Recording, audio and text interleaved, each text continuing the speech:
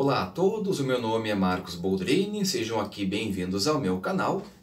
E hoje eu quero comentar alguns trechos dessa obra extraordinária do Dostoiévski, chamada Memórias do Subsolo, certo? E o livro ele é dividido em duas partes. A primeira parte é a narrativa de um personagem, em que ele faz um mergulho em sua alma e busca fazer uma revelação sobre a condição humana, a condição da liberdade, o livre-arbítrio da alma humana. E na segunda parte é um romance ficcional, curto, mas eu vou me reter aqui à primeira parte do livro. E eu selecionei alguns pontos para ler e comentar, que no meu entender são de enorme valor nessa obra aqui, que diz muito sobre nós, enquanto pessoas. Diz aqui o seguinte, o autor falando de si mesmo: permite-me fantasiar um pouco.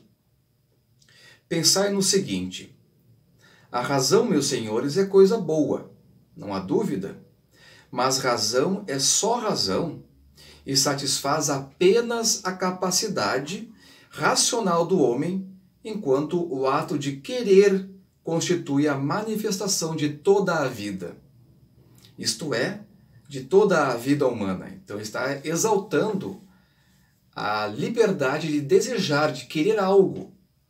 A vontade como potência da alma, né?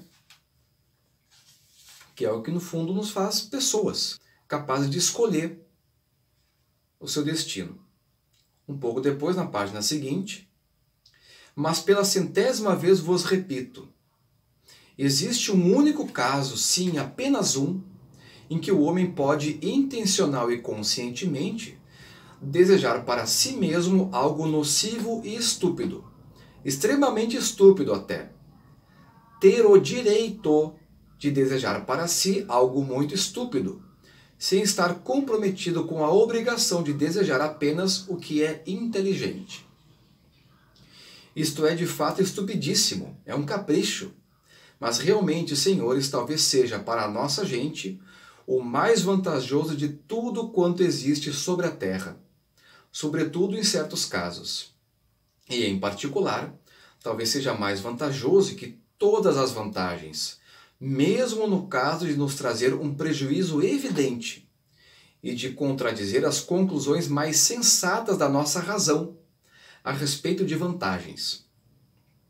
Pois, em todo caso, conserva-nos o principal, o que nos é mais caro, isto é, a nossa personalidade e a nossa individualidade.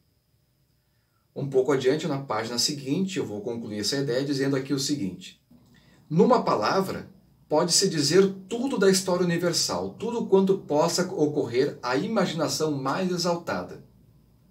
Só não se pode dizer o seguinte, que é sensata. Em outras palavras, a história universal não segue regras pré-definidas, de acordo com o autor aqui. Mas sim são escolhas do homem. São desejos humanos. Diferente do que a gente possa imaginar, que a história humana segue o caminho lá, como dizem os marxistas, do comunismo, né? Nós vamos invariavelmente do estado feudal para o capitalismo, para o socialismo e o comunismo. Não. Nem mesmo nós também não vamos para a democracia. Tem a ideia do Francis Fukuyama em O Fim da História, que o homem caminha inevitavelmente para o fim da história, ou seja, sua evolução ideológica máxima. Não que os acontecimentos vão desaparecer, não é isso que ele está dizendo.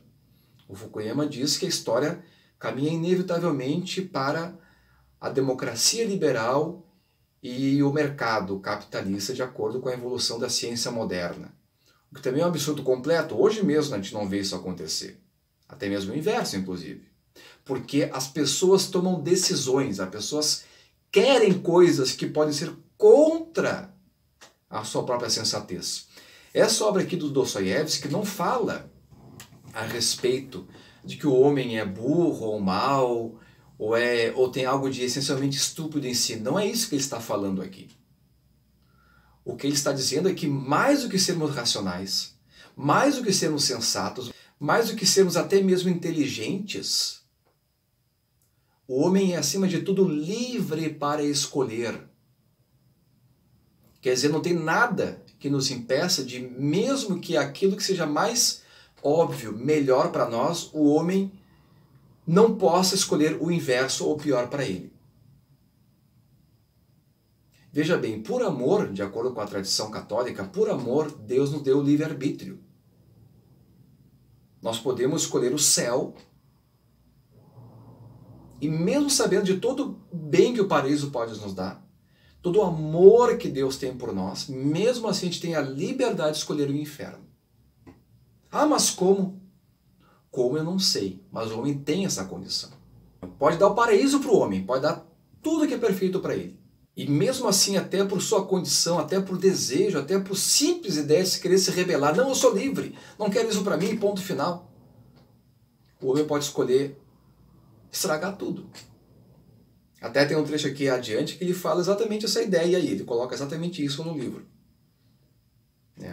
Pergunto-vos agora, o que se pode esperar do homem como criatura provida de tão estranhas qualidades?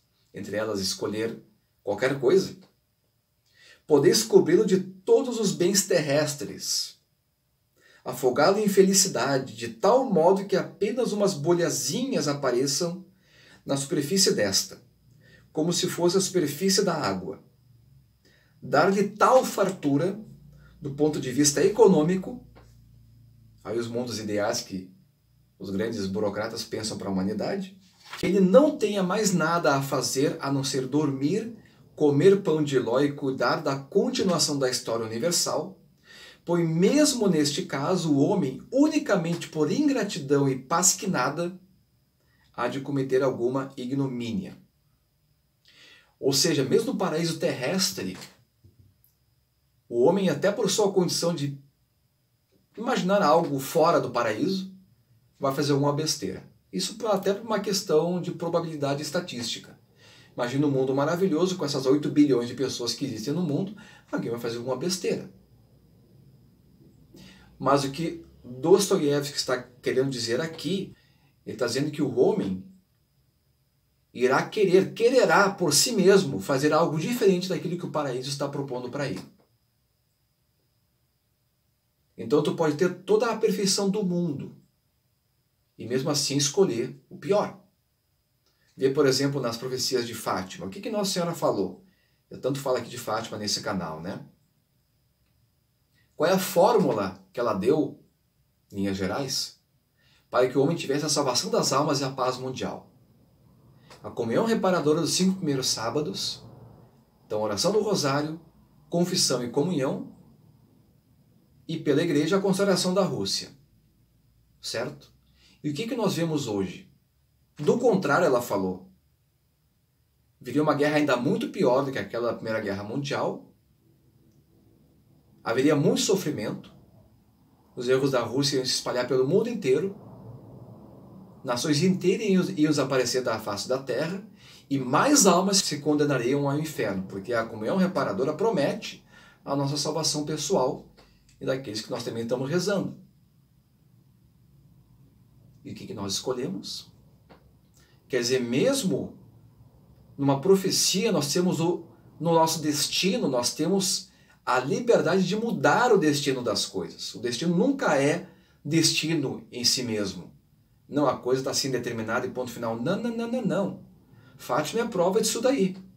A liberdade se dá numa condição, numa ordem, dentro da qual a liberdade se manifesta. A liberdade não existe por si mesma. Agora, o livre-arbítrio está na natureza humana. E o Dostoiévski exalta essa condição humana como a nossa capacidade de sermos livres, obviamente responsáveis. Não é fazer qualquer coisa, não é sair matando todo mundo e roubando o banco, não é isso daí. É a nossa liberdade enquanto natureza humana. De fazermos o bem, chegarmos ao paraíso, ou de escolher pelo mal. Certo? Então, obrigado a todos e Deus os abençoe. Até a próxima.